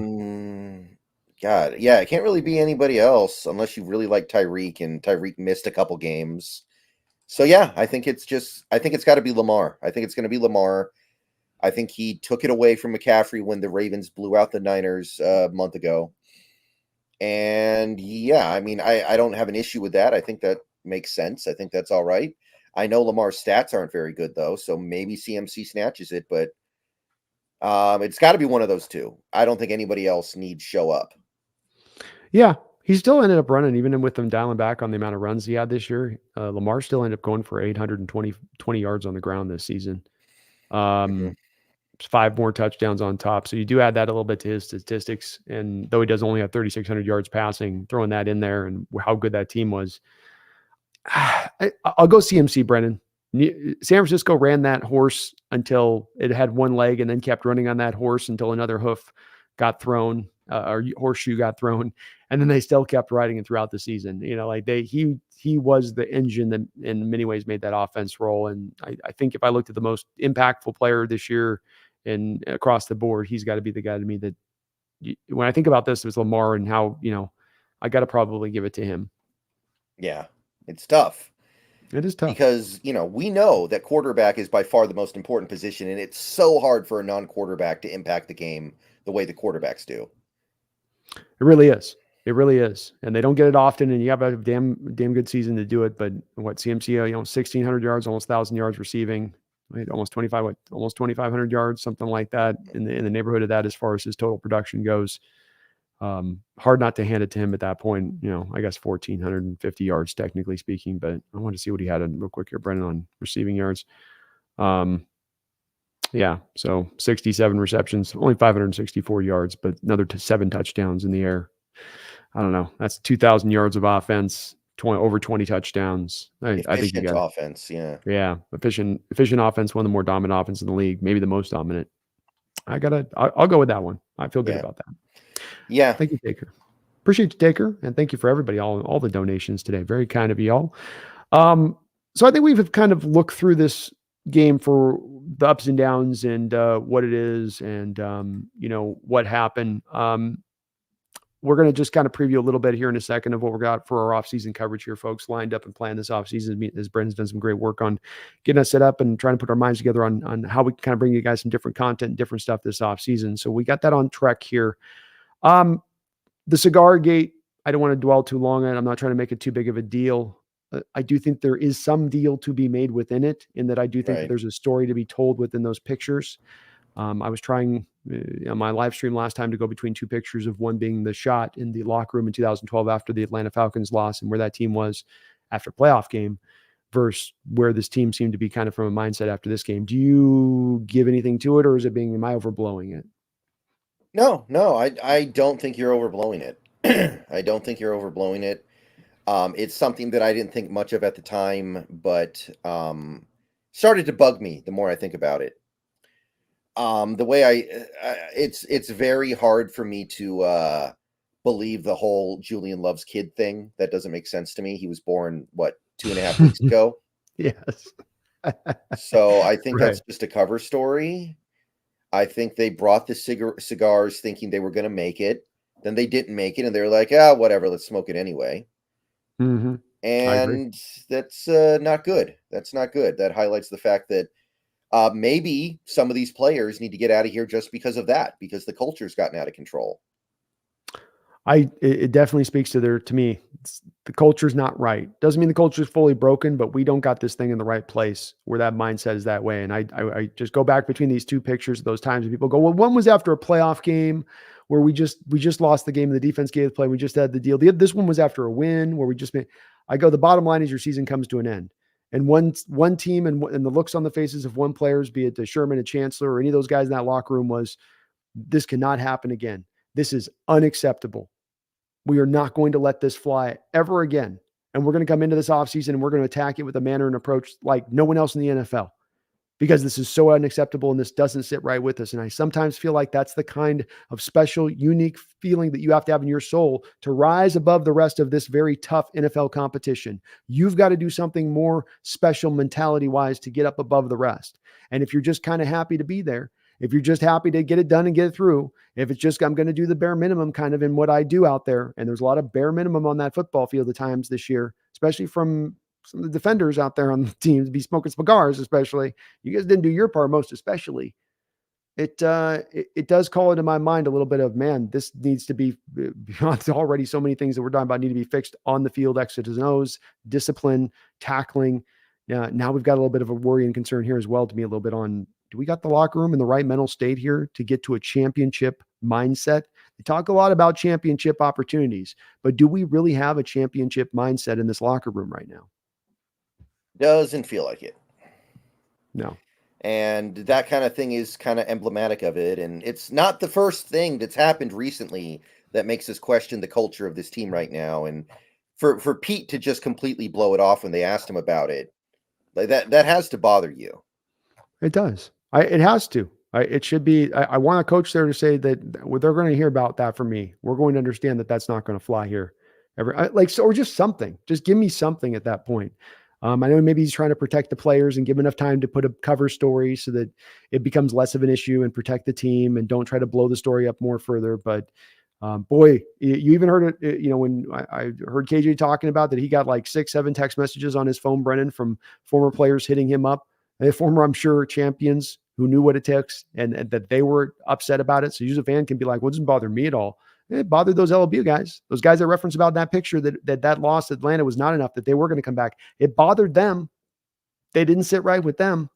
And that, I think, should tell the average Seahawks fan something about this cigar thing and whatnot. I don't want to blow it up too much, but it certainly does say something. Maybe it doesn't tell you everything, but it tells you something. Garth Knight, thank you for the $5 donation. Says, fellas, can we count on Bert Cold to move through his network of contacts to get Harbaugh here? Vulcan has fixers that move things along. Fixers and cleaners. I always like those terms for billionaires. Thank you, Garth, man, for all your donations, brother. You've been awesome here the past couple of days and all of your support. Hopefully Bert is in Jody's ear. Hopefully she's listening to the committee, and hopefully the committee is operating with an understanding. This is all I operate with, ask them to operate with. They don't have to come to my conclusion on this situation or your conclusion, Brendan, but would you say this is fair? Whatever decision you come to said committee, if I was standing in the room trying to make my pitch to him, I'd say, whatever you guys are going to do, the overriding drive behind you should not be what happens with this trust or how the liquidation goes or what the sale should be done. The thing that mattered to Paul and what he would have wanted with this is for this team to continue to be guided in the right and proper fashion by how he saw it needing to be run when he took over this team in 97. Are you operating in that mindset? Are you operating with his spirit pushing through this room to drive this decision? Or are you taking into account other factors that separate you from that? That'd be my question to that committee. Would you think that's a fair way of putting it to him? Yeah. Sign me up for that. Yeah. I can go for that. Yeah. I don't know about the Harbaugh thing though. There's a lot of baggage coming with a guy like a Harbaugh that I don't know if we'd sign up for. But, he's not the only interesting coaching candidate out there right now. Certainly not. He is the guy, of course, for me, that's been my guy that I would love to bring in for a couple of different reasons. I don't think that I wouldn't push back against anything you said about the baggage. That's real. That's there. But I do like, I love what Harbaugh would bring here. And I think that much like somebody said in the comment above about Brable bringing in what he would bring in, a lot of that same kind of stuff you'd have brought in with Harbaugh, and you got an offensive-minded coach at the same point doing it. Something that I think we talk about this culture, locker room, and what needs to be brought in as far as mentality goes. These are the type of coaches that sort of feel like what we need to be brought in here, where things are just a little bit too loosey-goosey, a little bit too laid back, a little bit too Hawaiian Friday. We got to button it up a little bit, I think, here if we're going to get back to the top of the stack. My opinion of things. But Garth, thank you for all the donations. Brennan, let the folks know what we got lined up here in just general terms. We don't have to go through all of the shows, of course, but what do we got lined up this offseason for the BNB show? As we'll be coming on every Thursday, not this Thursday, but next Thursday, kicking off the offseason look here. Well, obviously the team could do something that would change our plans a little bit. The team could come in with a big wrecking ball on my schedule here. Which, look, if they want to do it, I got no complaints with it. I wouldn't be upset about it. But next week, we're planning on doing a first post-season look at the upcoming draft. Big board / mock draft type stuff. That's going to be next week. Then we start on the off-season trek. We start going through salary cap. We start figuring out how we're going to use the salary cap. We're going to figure out how we can make this salary cap more palatable for this offseason. We're going to talk about our players that might be leaving at the end of the year, the next week after that. Then next couple weeks, we're going to talk about some outside free agents that could maybe be brought in to help out a little bit. And then at that point, we open up on the draft. We get to the actual free agency mid to late March. We'll open up on that, of course. I'm sure we'll do something. And then April is all about prospect analysis. So we've got a lot of stuff planned coming up. A lot locked up. So the season may be over, but here at the BNB Show, we don't slow down one iota. So keep an eye for you folks. Get those notifications out for both of our channels, Seahawk Brendan Nelson here at the Hawks Nest, as we will be getting these shows out. It will be a Thursday, locked in, 7 o'clock Pacific Standard Time. But we will be also, as Brendan said, be doing emergency streams if there happens to be some breaking down the pike news that comes that we've got to, we got to address. We got to jump on, especially if it happens to be major, which might just happen. You never know. Brendan, it's been, an honor and a pleasure doing this with you now. I think we've been 3 years into doing the BNB Show and doing this these weekly breakdowns. I know we're not stopping anywhere in this offseason, but nonetheless, it's been good as we kind of close the book up here in 2023 on this football season. So thank you, man, for doing this with me on a weekly basis and making the time to chop it up and whatnot. I've loved doing this, man. Yeah, I have loved doing this as well. So it doesn't stop, though. We are not done at all.